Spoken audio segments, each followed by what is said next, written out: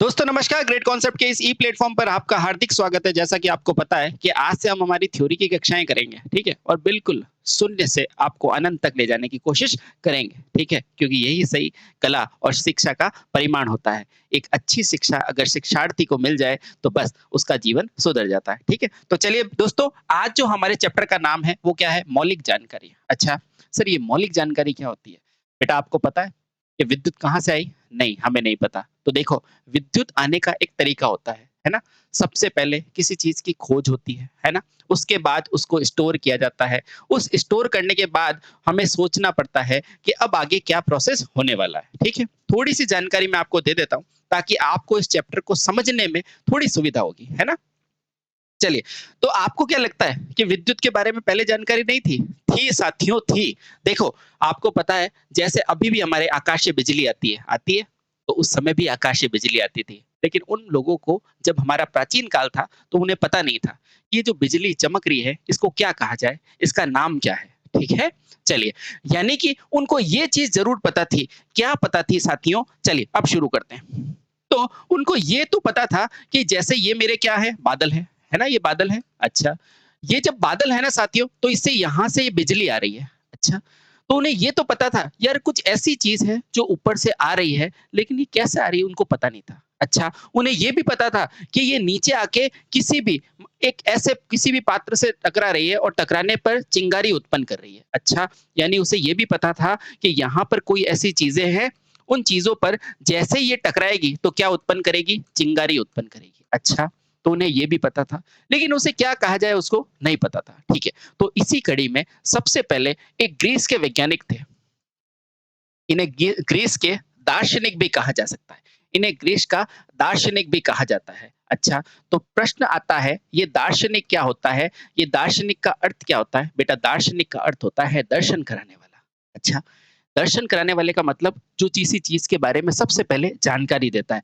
बेटा इसे सबसे पहले उन्होंने क्या किया, एक ग्रीस का वैज्ञानिक था जिनका नाम था थेल्स, है ना? थेल्स। अच्छा, उन्होंने थेल्स ने देखा कि उन्होंने काफ़ी चीज़ों को आपस में टकराना चालू किया। यानी उन्होंने ये देखा कि यार कुछ ऐसी चीज़ें ऊपर से आ रही है, वो नीचे से टकराने के बाद चिंगारी उत्पन्न हो रही है।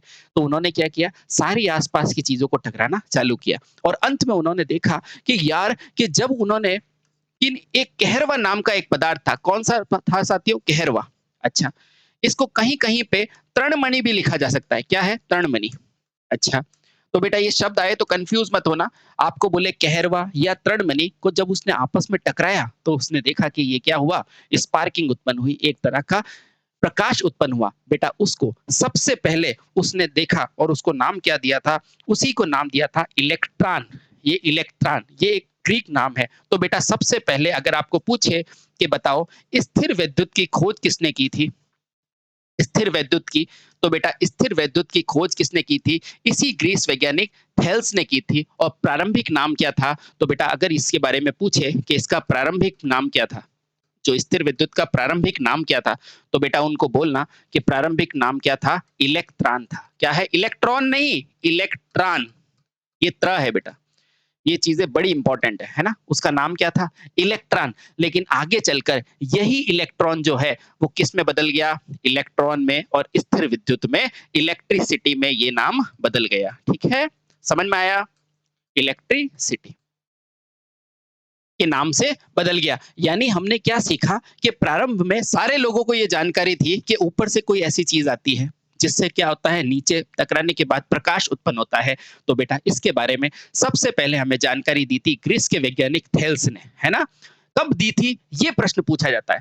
तो बेटा ये स्थिर विद्युत की जो खोज थी, वो आज से लगभग 2500 ईसा पूर्व की गई। अच्छा, आप कहेंगे सर ये 2500 ईसा पूर्व क्या होती है? तो आ जाओ साथियों, अब हम जानते हैं इसके बारे में।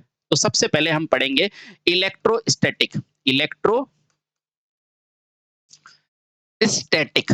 अच्छा, इलेक्ट्रोस्टैटिक का अर्थ क्या होता है? तो बेटा इलेक्ट्रोस्टैटिक का सबसे पहले अगर अर्थ पूछे तो इसका अर्थ होता है स्थिर विद्युत। क्या होता है बेटा? स्थिर विद्युत। अच्छा, सर इसमें स्थिर क्या है और विद्युत क्या है? तो बेटा देखो, ये विद्युत का मतलब क्या है? आवेश। ये विद्युत का मतलब क्या है? आवेश। अच्छा, और आवेश कैसे हैं? बेटा आवेश जो है वो कैसे हैं? स्थिर है।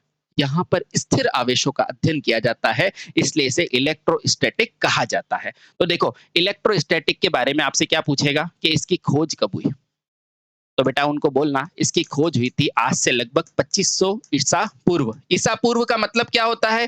बेटा ये भी हम जानते हैं। देखो, एक ये समय लाइन है, ये मेरी क्या है? एक समय लाइन है और समय लाइन का जो मध्य बिंदु होता है ना बेटा, ये अपन मानते हैं जो ईसा मसीह थे ना, ईसा मसीह, उनके जन्म को बेटा इससे पूर्व जो भी घटनाएँ हुई ना, उसको बोला जाता है ईसा पूर्व, है ना? और इसके बाद में जो भी घटना होती है, इसको इसके बाद की घटनाएँ बोली जाती है। तो इस ईसा पूर्व यानी कि इससे लगभग 2500 साल पहले ये घटना हुई थी, यानी कि आज से आज क्या चल रहा है अपने पास 2022 चल रहा है, ठीक है, लगभग 2000 है और ये देखो 2500 साल पहले की घटना है, यानी कि आज से लगभग 4500 साल पहले किसकी खोज हुई थी? स्थिर विद्युत की खोज हो गई थी, ठीक है? यानी कि आज से लगभग अगर आज से पूछा जाए तो बोलना 4500 साल पहले स्थिर विद्युत की खोज हो चुकी थी। ठीक है बेटा? चलिए, अच्छा अब पूछेगा कि इसकी खोज किसने की थी? किसने की? तो बेटा आप क्या बताओगे इसकी खोज किसने की? तो आप बोलना एक ग्रीक के वैज्ञानिक थे, ग्रीक के दार्शनिक थे, उनका नाम क्या था? थेल्स। तो इसकी खोज किसने की थी? ग्रीक के वैज्ञानिक थेल्स ने। किसने की? थेल्स ने। अच्छा बहुत बढ़िया। अब पूछेगा किस पदार्थ से की? किस पदार्थ से? तो आप बोलना बेटा इसको कहरवा नामक पदार्थ से की, कहरवा। और इस कहरवा को ही आप क्या बोलते हो? इस कहरवा को ही कहीं-कहीं बुक में क्या लिखा होता है? तृणमणि लिखा होता है। बेटा ये कंफ्यूज मत होना, ठीक है? चलिए, बहुत बढ़िया। अच्छा, उन्होंने इसका क्या प्रभाव देखा? तो उन्होंने जब देखा कि जब 2 कहरवा या तृणमणि को आपस में अ, संपर्क में लाया जाता है तो क्या होता है? एक प्रकाश उत्पन्न होता है। उनको इन्होंने क्या नाम दिया? इलेक्ट्रॉन। तो स्थिर विद्युत का प्रारंभिक नाम पूछा जाता है, प्रारंभिक नाम।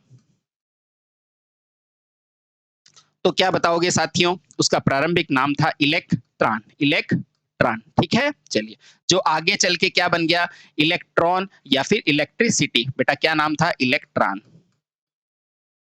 ये त्र है बेटा, है ना? इलेक्ट्रॉन।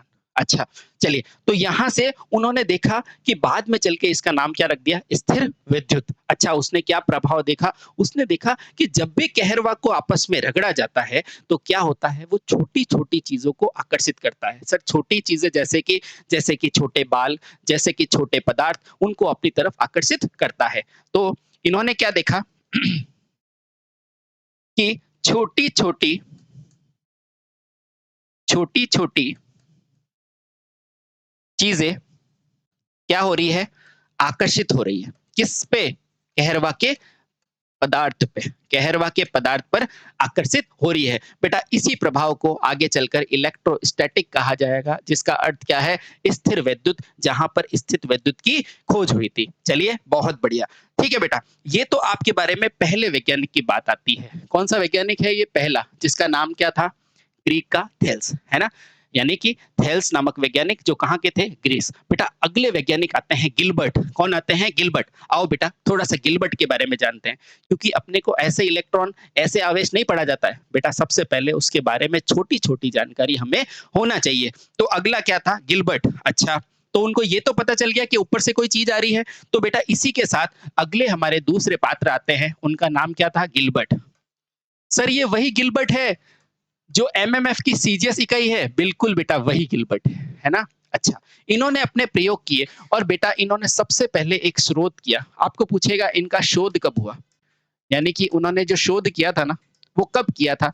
तो बेटा उनका जो शोध था वो कब हुआ? 1784 के अंदर या 1796 के अंदर उनका एक शोध प्रकाशित हुआ, 1796, यानी कि 1796 में उन्होंने क्या किया? शोध किया। अच्छा, तो सर इनके शोध में क्या पाया गया? इन्होंने शोध का नाम क्या दिया? वो पूछा जाता है। तो बेटा इनके जो ये शोध था ना, इसका नाम क्या था? इनका नाम था मैग्नेटो।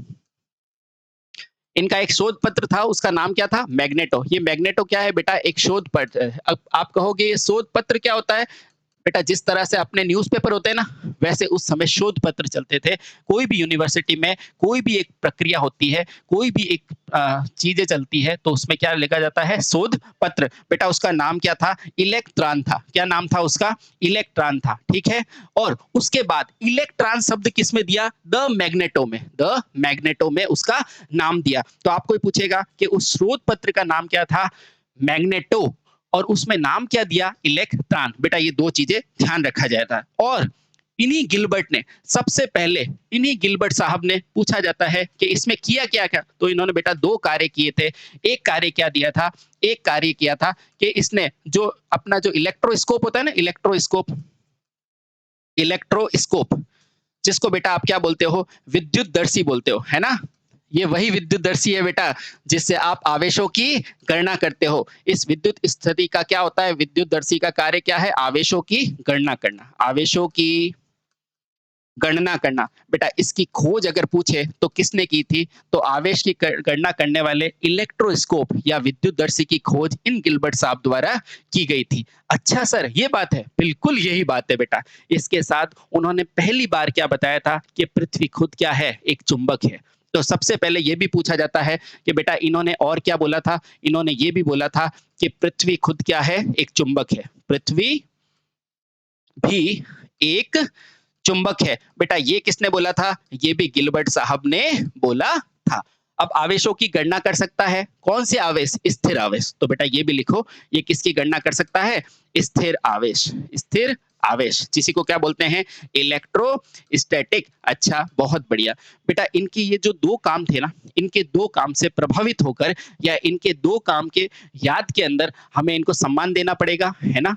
तो चुंबकीय वाहक बल यानी कि मैग्नेटिक मोटिव फोर्स की जो सीजीएस इकाई है वो इन गिलबर्ट साहब के नाम पर दी गई है। तो इन्हें सम्मान देने के लिए हमने, एक होता है शब्द चुंबकीय वाहक बल, वाहक बल, चुंबकीय वाहक बल यानी कि जिस तरह से ईएमएफ होता है ना बेटा, उस तरह चुंबक में क्या होता है? एमएमएफ। तो इसे बोलते हैं बेटा एमएमएफ, है ना? एमएमएफ की जो सीजीएस इकाई होती है ना, सीजीएस, वो बेटा क्या दी जाती है? गिलबर्ट दी जाती है। बहुत अच्छा बेटा, ये ध्यान रखना, ये उनको सम्मान देने के लिए था। तो प्रश्न उठता है इस एमएमएफ की एसआई इकाई क्या होगी? तो बेटा आपको ही पता है वो क्या होती है? Ampere turn. क्या होती है? Ampere turn. Ampere turn. बेटा ये सारी चीजें बड़ी इंपॉर्टेंट है, ध्यान रखना। और उन्हें सम्मान देने के लिए हमारे एमएमएफ की सीजीएस इकाई क्या दी गई? गिलबर्ट दी गई। बेटा ये कहाँ है? ये द मैग्नेटो के अंदर प्रकाशित हुआ था। ठीक है बेटा, तो ये तो थे बेटा हमारे दूसरे वैज्ञानिक के बारे में थोड़ी सी चर्चा। तो हमने क्या क्या पढ़ा? फटाफट से रिवाइज करो कि स्थिर विद्युत के बारे में सबसे पहले ग्रीस के थेल्स ने बताया। कब बताया? 2500 ईसा पूर्व, और आज से 4500 साल पहले, है ना? चलिए, स्थिर विद्युत का मतलब क्या है? आवेश क्या है? स्थिर है ना? बहुत बढ़िया। अच्छा, उसके बाद दूसरे वैज्ञानिक कौन आए? गिलबर्ट आए। और गिलबर्ट जो दूसरे वैज्ञानिक आए थे, कौन आए थे? गिलबर्ट आए थे, है ना? कौन से वैज्ञानिक आए थे? गिलबर्ट आए थे। उन्होंने सबसे पहले क्या बताया? द मैग्नेटो के बारे में बताया। क्या बताया? कि पृथ्वी खुद क्या है? एक चुंबक है। और दूसरा बताया, क्या बताया? कि ये जो गिलबर्ट होता है ना, इसकी इकाई उन्होंने क्या दी? एम्पियर टर्न की सीजीएस इकाई गिलबर्ट बताई। क्यों? क्योंकि इनको सम्मान देना था। ठीक है, अब अगला क्या है? उन्होंने इलेक्ट्रोस्कोप की खोज की, जिसको आप विद्युतदर्शी बोला जाता है। और विद्युतदर्शी का मतलब क्या होता है? आवेशों की गणना करना, आवेशों की गणना करना। इस तरह साथियों, इन गिलबर्ट साहब के जो ये सीजीएस इकाई है ना, इसका आपस में संबंध पूछा जाता है। तो इसका संबंध लिखना बेटा, जो 1 एम्पियर टन होता है ना, उसका मान कितना होता है? 0.79 गिलबर्ट होता है। बेटा ये सारी वो चीजें हैं, बड़ी महत्वपूर्ण चीजें हैं, आपके एग्जाम में कभी भी पूछी जा सकती है। ठीक है, 1 एम्पियर टन बराबर 0.79 गिलबर्ट। 1 एम्पियर टन बराबर 0.79 गिलबर्ट। ठीक है, अभी तक हमने ये समझ लिया, अभी तक हमने ये समझ लिया कि हमें स्थिर विद्युत आ गई। ठीक है, उसके बाद दूसरा गिलबर्ट के बारे में समझ लिया, जिसने स्थिर आवेशों की गणना का यंत्र बना दिया, है ना? इसकी गणना का ये क्या है? यंत्र, ये इसने बना दिया। अब हमारी कड़ी में बेटा तीसरे वैज्ञानिक आते हैं, जिनका आप नाम सब जानते हैं। क्या नाम है? वाटसन। क्या नाम है? वाटसन। क्या नाम है? वाटसन। कौन सा सर? ये वही वाटसन है जिसने बल्ब की शक्ति दी जाती है, बिल्कुल वही है। देखो बेटा, इसने क्या किया था, वाटसन ने किया था और सबसे पहले प्रायोगिक तौर पर एक बल्ब का निर्माण किया था, या फिर अपन कह सकते हैं कि प्रायोगिक तौर पर क्या किया था, एक विद्युत शक्ति स्रोत बनाया था। तो आपको पूछेगा कि प्रायोगिक तौर पर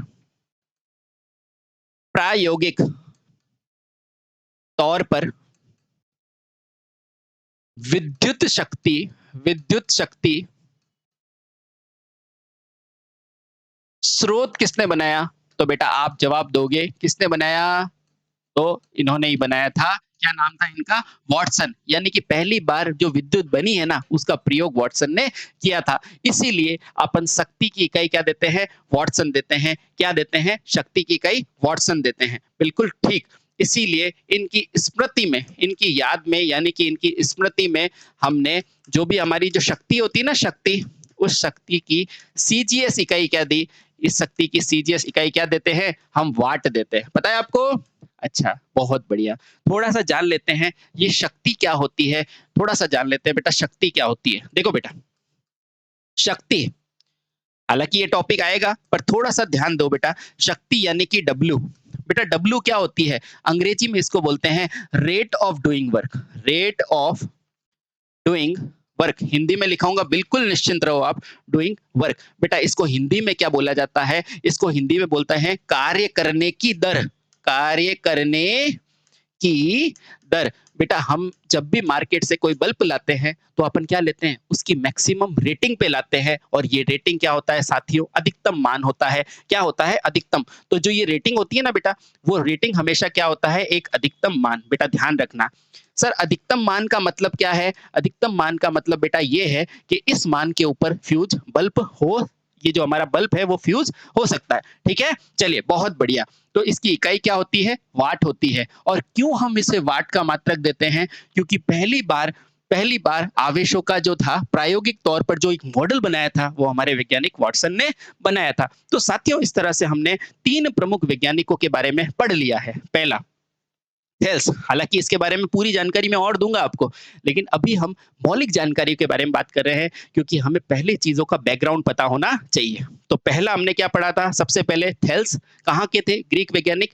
इलेक्ट्रोस्कोप की उन्होंने जो थी स्टार्टिंग की थी, और इलेक्ट्रोस्टैटिक यानी कि स्थिर विद्युत के बारे में बताया था। ठीक है, उसके बाद गिलबर्ट आए थे, जिन्होंने आवेश की गणना के लिए क्या बनाया था? उपकरण बनाया था, और पृथ्वी को मैग्नेट बताया था। और तीसरे हमारे वैज्ञानिक आते हैं, वो क्या है साथियों? वाटसन है। क्या है? वाटसन। अच्छा, अब स्वाभाविक सी बात आती है कि जब हमारे आवेश बन गए हैं तो आवेशों की प्रकृति भी कोई बताएगा।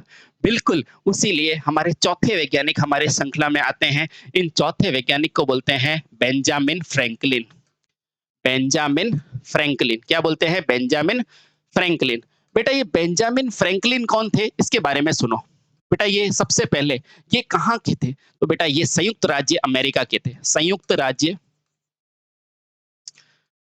अमेरिका के थे। बेटा सर ये क्यों बता रहे हो? बेटा इसलिए बता रहा हूँ, 2 मिनट रुकना।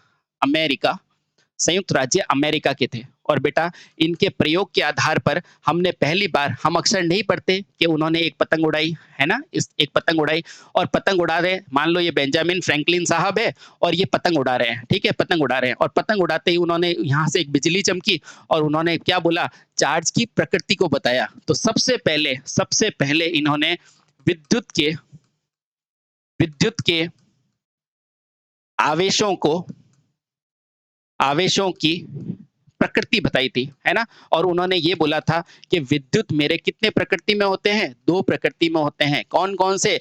धनात्मक विद्युत आवेश और ऋणात्मक विद्युत आवेश, है ना? तो अगर बेटा पूछ ले कि बताओ आवेशों की प्रकृति सबसे पहले किसने बताई थी? तो बेटा किसने बताई थी? बेंजामिन फ्रैंकलिन ने। ठीक है? स्थिर विद्युत के बारे में सबसे पहले किसने बताया था? ग्रीक के थेल्स ने। आवेशों की गणना का सूत्र किसने बनाया था, या फिर यंत्र किसने बनाया था? वो किसने बनाया था? हमारा गिलबर्ट ने। पृथ्वी को चुंबक किसने बनाया था? तो वो गिलबर्ट ने। बेटा ये सारी चीजें इंपॉर्टेंट है, इसलिए पहले अध्याय में आपको जानकारी लेनी बहुत जरूरी है, बहुत ही जरूरी है। बेटा ये कब बताया था? तो बेटा ये वर्ष 1772 की बात है, 1772 में। ठीक है, फिर आगे चलकर क्या हुआ बेटा, इन्हें बेंजामिन फ्रैंकलिन को ही संयुक्त राज्य का संस्थापक सदस्य बनाया गया, ये ध्यान रखना। और उसके अलावा जो संयुक्त राज्य अमेरिका में $100 का नोट आता है ना, उसके ऊपर इनकी फोटो भी आती है ना। इसी की याद में या इन्हीं को इनके इस कार्य के लिए, कौन सा कार्य, विद्युत आवेशों की प्रकृति बताने के लिए $100 का जो नोट होता है ना बेटा, $100 का, जैसे अपने 2000 का नोट होता है ना, वैसे इनका $100 का जो नोट था ना, उसके ऊपर इन फ्रैंकलिन साहब की फोटो आती है ना। फ्रैंकलिन ना, क्या नाम है, एक मिनट, इनकी बेंजामिन फ्रैंकलिन साहब की फोटो, फ्रैंकलिन साहब की क्या आती है, फोटो आती है। फ्रैंकलिन साहब की क्या आती है, फोटो आती है। ठीक है बेटा, ये सबसे इंपॉर्टेंट चीज है, हमेशा ध्यान में रखना। चलिए, इस तरह से हमें छोटी छोटी चीजों के बारे में जानकारी हो गई। ठीक है, इसके बाद हमारे एक वैज्ञानिक आते हैं हमारी कड़ी में, जो आप सब जानते हो, कलाम साहब। जानते हो कलाम बेटा? अब आता है हमारा कलाम। चलिए, यहां तक कि हमें क्या क्या पता चल गया, हमें पता चल गया स्थिरावेश। अच्छा, स्थिर आवेश के बारे में अभी देखते हैं हमें क्या क्या पता चला। स्थिर आवेश के बारे में, स्थिर आवेश की किसने की थी, थेल्स ने, ये अपने को पता चल गया। अच्छा, अब जो स्थिर आवेश बने हैं उनकी गणना के लिए, अला इसकी गणना के लिए जो यंत्र बना था, उस यंत्र के बारे में पता चला। वो यंत्र किसने बनाया, तो बेटा उस यंत्र को किसने बनाया था, गिलबर्ट ने। बहुत अच्छा बेटा, अभी तक हमें ये भी पता चल चुका है कि ये जो आवेश बने थे उनकी प्रकृति कैसी होती है। तो बेटा आवेशों की प्रकृति किसने बताई, आवेशों की प्रकृति कौन सी, धनात्मक और ऋणात्मक, ये किसने बनाई थी, फ्रैंकलिन ने बनाई थी। बेटा इतनी चीजों के बारे में हमें जानकारी हो चुकी है, हो चुकी है। बेटा अब जब आवेश आ गए हैं तो हम आवेश पर लगने वाले बल की गणना करेंगे। वो सबसे पहले जो आवेशों पर, स्थिर आवेशों पर गणना का बल किया था ना, वो किसने किया था, कूलाम ने किया था, है ना। तो बस अब इसके बाद अगला जो आता है वो क्या आती है, जो इन स्थिर आवेशों पर जो बल लग रहा है ना बेटा, बल, उसकी गणना किसने की थी। तो बेटा उसको गणना करने वाला कौन था, वो हमारा प्यारा सा क्या था, कूलाम था, जिसको अपन क्या बोलते हैं, कूलाम का नियम। कूलाम का नियम बोलते हैं ना, हाँ सर बिल्कुल बोलते हैं। तो कूलाम के बारे में क्या याद रखोगे, अगला वैज्ञानिक चौथा, कूलाम। कूलाम, ठीक है। अब देखो बेटा, इस कूलाम द्वारा क्या हुआ, 1799 के आसपास, या फिर कह सकते हैं 1800 के आसपास, 1800 याद रखो बेटा, 1800 में क्या हुआ था, कूलाम द्वारा सबसे पहले, सबसे पहले, सबसे पहले आवेशों पर, आवेशों पर लगने वाले, लगने वाले बल की गणना की गई थी, गणना की गई थी, है ना बेटा। इसका सूत्र तो आप सभी को पता है कि माना ये कोई मेरा एक आवेश है, अब धनात्मक ऋणात्मक बना दूं, बिल्कुल बना दो, क्योंकि अब इनकी जानकारी हो चुकी है। किसने बताया, किसने बताया, फ्रैंकलिन ने बताया। तो देखो धनात्मक और ऋणात्मक की जानकारी हो गई, बिल्कुल हो गई बेटा। अब इसके बीच में लगने वाले बल, अगर ये डी दूरी पर है तो बेटा लगने वाला बल एफ क्या हो जाएगा, एफ बराबर होता है के Q1 Q2 बटे में आर स्क्वायर। बेटा इसको हम आगे जब आवेश का चैप्टर पढ़ेंगे तो इसको अच्छे से समझेंगे। अभी ये ध्यान रखो कि उन्होंने ये बताया था जो लगने वाला बल है वो सदैव दूरी के, ये डी बराबर आर है बेटा, है ना, डी बराबर आर। तो दूरी के क्या होता है, व्युत्क्रमानुपाती, और आवेशों के क्या होता है, समानुपाती, है ना। तो इन्होंने क्या बोला था, इन्होंने जो बोला था इसके बारे में लिख देते हैं। एक बोला था कि आवेशों पर लगने वाला बल, लगने वाला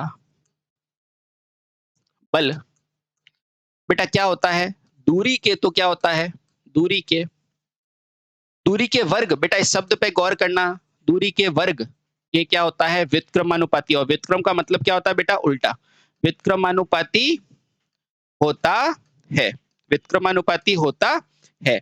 और क्या होता है, उसके अलावा दूसरा क्या बोला था कि आवेशों पर जो बल लगता है ना, आवेशों पर बल, वो क्या होता है, आवेश के गुणनफल के समानुपाती होता है, आवेश के गुणनफल के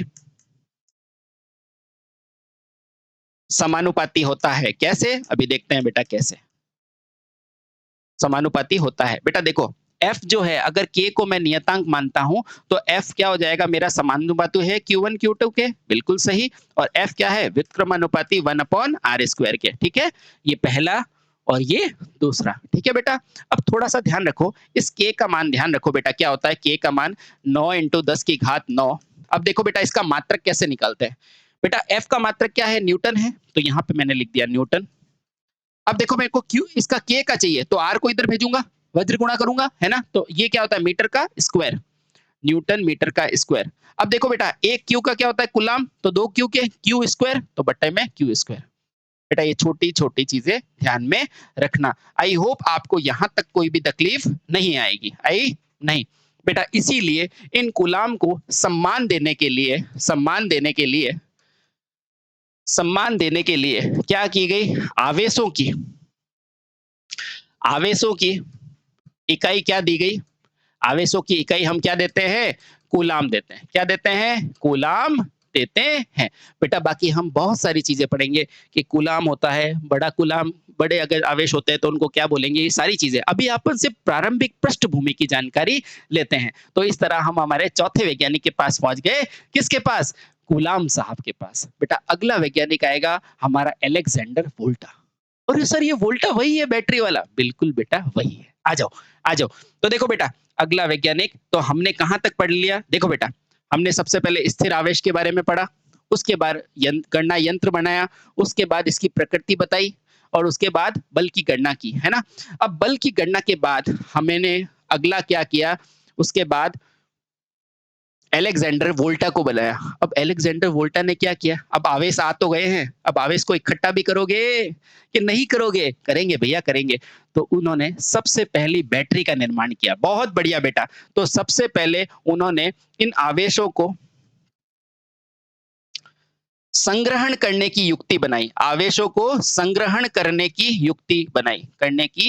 युक्ति बनाई, या फिर अपन कह सकते हैं इन्होंने सबसे पहले बैटरी का निर्माण किया। किसने किया बेटा, वोल्टा ने किया। किसने किया, वोल्टा ने किया। बेटा यहाँ कंफ्यूज मत होना, यहाँ क्या थी, सबसे पहले उन्होंने यंत्र बनाया, कौन सा, यहाँ देखो सबसे पहले उन्होंने, जैसे इसके बीच में एक आया था ना वोल्टा, वो उसने क्या किया था, वाटसन ने क्या किया था, उसको यूज किया था। बेटा यहाँ पे ये भी लिख दो कि उन्होंने एक यंत्र बनाया था, कौन सा, बल्ब बनाया था, है ना, बल्ब, जिसका सबसे पहले आवेशों का यूज किया था। आवेशों के लिए क्या किया था इन्होंने, एक यंत्र बनाया था जिसमें उसने प्रकृति को यूज किया था, और इसने आवेशों का स्टोर किया है। बेटा दोनों में फर्क है, इसने क्या किया है, आवेशों को यूज किया है। आवेशों की यूज करने का यंत्र पूछेगा, या फिर पूछेगा आवेशों के उपयोग के लिए जो यंत्र बनाया था वो किसने बनाया था, तो बेटा वो किसने बनाया था, हमारे वाटसन साहब ने बनाया था। किसने बनाया था, वाटसन ने।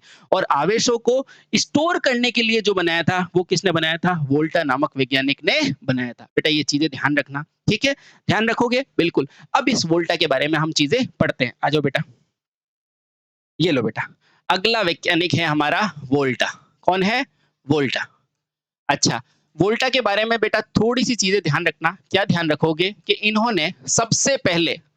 सबसे पहले इन्होंने सबसे पहले विद्युत आवेश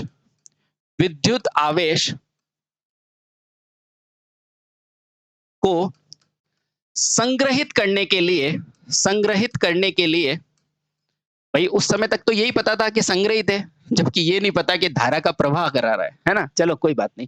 संग्रहित करने के लिए एक यंत्र बनाया जिसको उसने क्या बोला, बैटरी। और आपको पता है आज भी हम उस बैटरी को क्या बोलते हैं, वोल्टा सेल बोलते हैं ना, वोल्टा सेल। उस पात्र को क्या बोलते हैं, बैटरी के, वोल्टा सेल, है ना, बोलते हैं ना बेटा। उसी सेल को सबसे पहले किन साहब ने बनाया था, इन्होंने ही बनाया था। इसीलिए इनकी याद में या इनको सम्मान देने के लिए आज भी हम जो ईएमएफ की जो इकाई बोलते हैं ना, ईएमएफ की इकाई उसको क्या देते हैं, उसको वोल्ट ही दिया जाता है। पता है ईएमएफ की इकाई को क्या दिया जाता है, वोल्ट।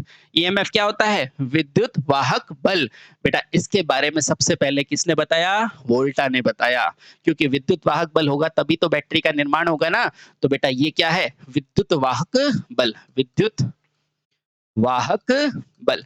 तो बेटा इस विद्युत वाहक बल की इकाई क्या दी जाती है, वोल्ट दी जाती है। समझ में आया कि नहीं आया, आ गया ना, बस बेटा ये ध्यान में रखना। और साथ ही साथ इन्होंने एक चीज और बताई, क्या बताई कि ये जो वोल्ट होता है ना, ये जो वोल्ट होता है ये ऊर्जा नहीं है, ये क्या है, एक प्रकार का दाब है। और इसी दाब के बारे में आपकी परीक्षाओं के अंदर अक्सर पूछा जाता है कि बताओ ये जो वोल्ट है, जो विभव है, वो क्या है, वो क्या है बेटा, एक दाब है। ये दाब क्या करता है, आवेशों को धक्का देता है। ठीक है, ये दाब किसको धक्का देता है, आवेशों को धक्का देता है, आवेशों पर लगता है। ठीक है, चलिए तो ये आपको जानकारी हो गई। तो अभी आपने क्या कर दिया, एक बैटरी भी बना दी। अच्छा, तो काम यहीं नहीं रुका, इसके बाद हमारे एक और वैज्ञानिक आते हैं जिसको आप जानते हैं, कौन है, ऑरेस्टेड। कौन है, ऑरेस्टेड। तो सन 1835 की बात है साथियों, ऑरेस्टेड आते हैं और उन्होंने देखो सबसे पहले सब क्रमिक में हो रहा है, आवेश आ गए, फिर आवेश को इकट्ठा करने के लिए गणना यंत्र बना दिया, उस गणना यंत्र को स्टोर करने के लिए क्या बनाया, बैटरी, वोल्टा ने, और उसके बाद उस आवेशों से यूज करके वाटसन ने क्या बना दिया, बल्ब बनाया, है ना। उसी के बाद अब आवेश आ गए, अब आवेश आ गए तो इसका मतलब धारा आई कि नहीं, आ जाओ मैं बताता हूँ बेटा। आवेश के बाद अब हमारी जन्म हुआ किसका, धारा का। क्यों धारा का, क्योंकि धारा क्या होती है, आवेश प्रवाह की दर होती है D Q by D T, होती है कि नहीं। यानी कि जहां आवेश होंगे और प्रति दर पे वहां धारा बनेगी, यानी कि धारा कुछ भी नहीं है, ये जो आवेश जा रहे हैं ना बेटा, इनकी दर ही क्या है, धारा है। ठीक है, अच्छा, इस दर को यूज करके सबसे पहले एक वैज्ञानिक और आए थे, उनका नाम था क्रिस्टिनो ऑरेस्टेड, है ना, आप ऑरेस्टेड के नाम से जानो, है ना। तो हमारे कौन से वैज्ञानिक आएंगे, कौन से नंबर के आएंगे, छठे नंबर के वैज्ञानिक।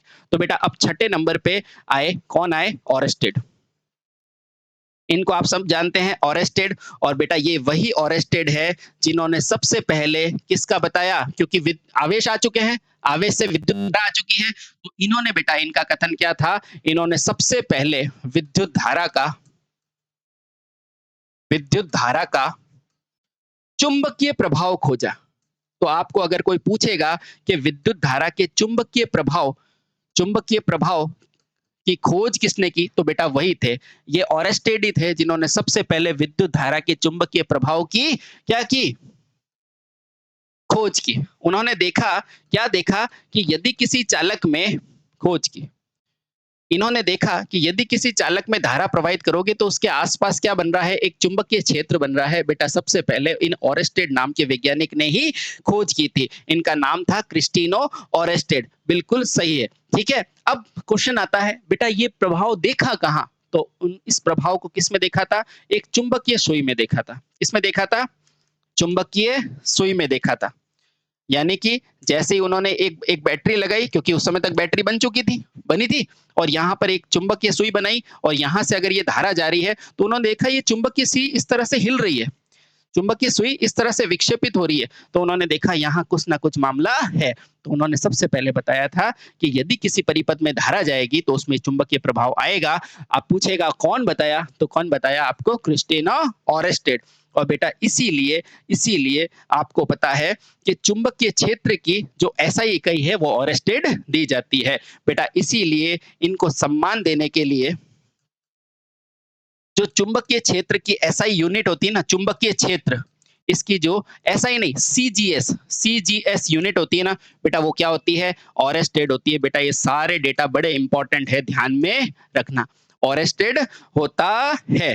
ठीक है, बहुत बढ़िया।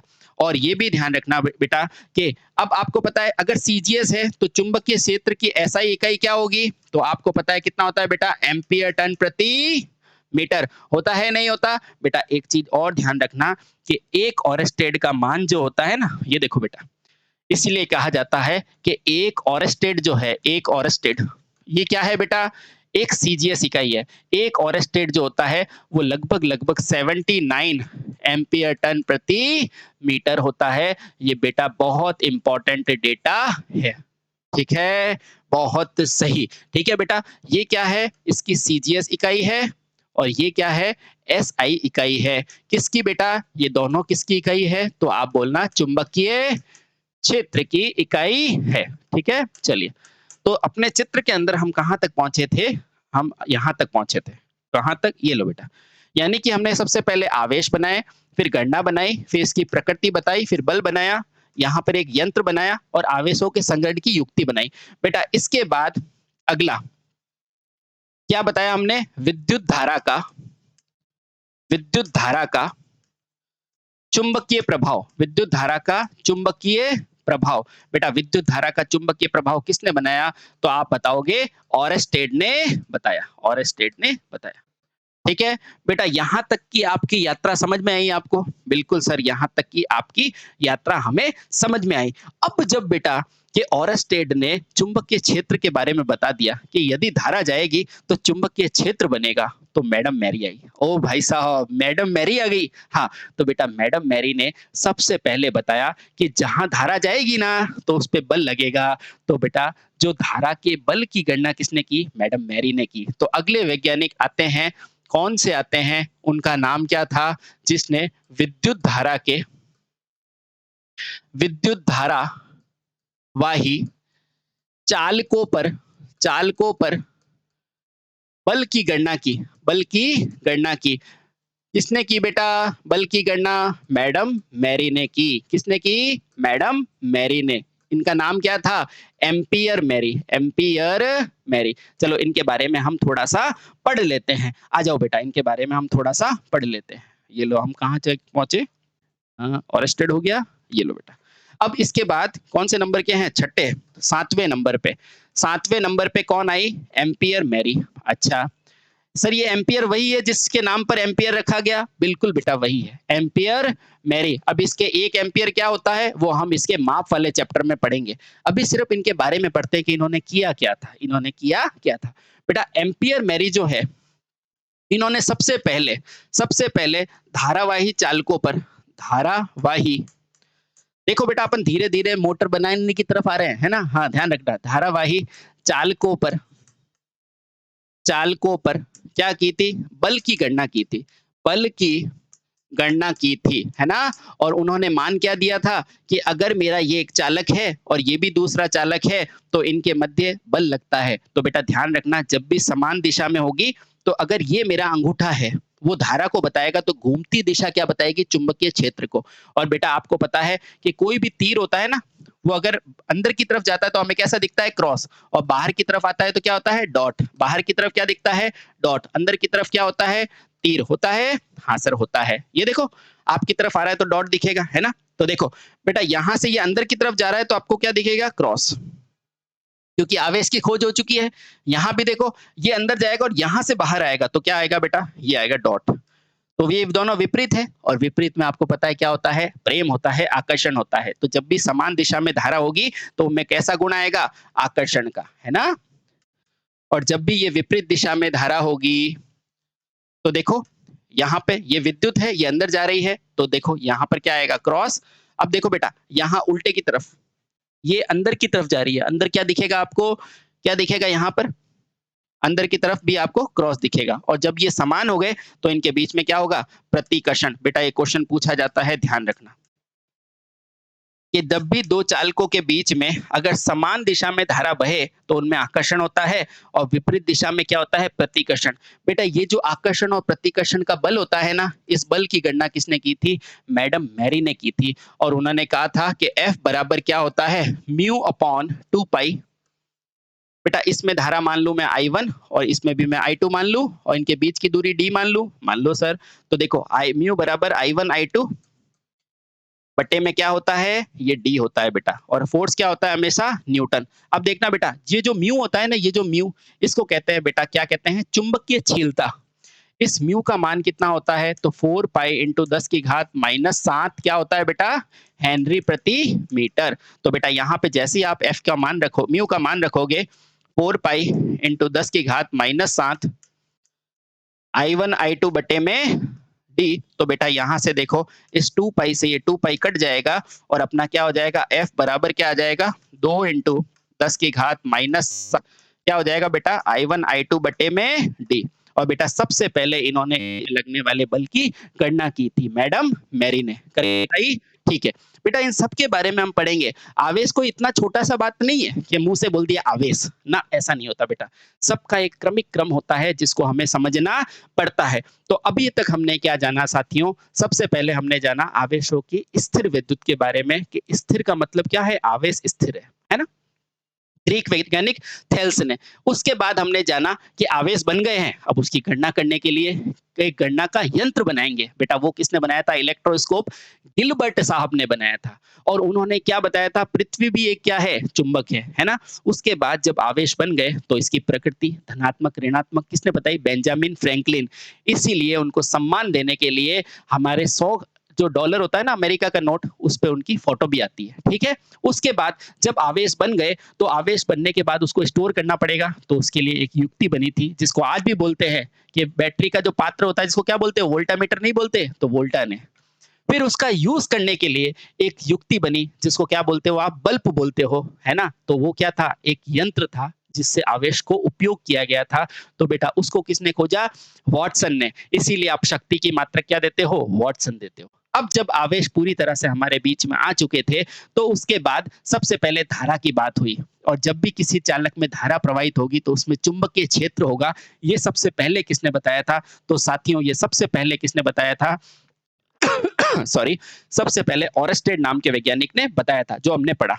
इसीलिए ओरेस्टेड को क्या बोलते हैं? चुंबकीय वाहक बल का सीजीएस इकाई बनाई थी। ये सब हमने अभी पढ़ा, ठीक है? चलिए, जब ये बल बन चुका है ना? तो फिर मैडम मैरी आ गई और उन्होंने बोला कि ये जो आवेश आए हैं, जिससे चुंबकीय ये जो धारा के अंदर चुंबकीय क्षेत्र है, आखिर इसमें बल क्या है? तो मैडम मैरी ने बताया कि समान दिशा में धारा प्रवाहित करोगे, तो उनमें क्या होगा साथियों? आकर्षण होगा और असमान में क्या होगा? प्रतिकर्षण होगा। बेटा ये किसने बताया? ये मैडम मैरी ने सबसे पहले बताया और इस बल की गणना की, जिसका मान 2 × 10 की घात -7 I1 I2 बट्टे में आर होता है। बेटा यहाँ तक किसी को कोई डाउट है? मुझे नहीं लगता यहाँ तक आपको कोई डाउट होगा। ठीक है साथियों? बहुत ही बढ़िया। चलिए साथियों इस कड़ी के अंदर हमने पहुँच गए कहाँ तक? मैडम मैरी तक और अगली यात्रा के अंदर, अगले अध्याय में हम अध्याय यही है, लेकिन अगली बार हम इसके आगे के वैज्ञानिकों के बारे में पढ़ेंगे और हम जानेंगे कि मशीनें कैसे बनती है। ठीक है? यानी कि शुरुआत में आपको प्रारंभिक पृष्ठभूमि के बारे में सारी चीज़ें बताने की कोशिश करेंगे। तो उम्मीद करता हूँ आपको ये सेशन बहुत अच्छा लगा होगा। Thank you. भारत माता की जय। वंदे मातरम।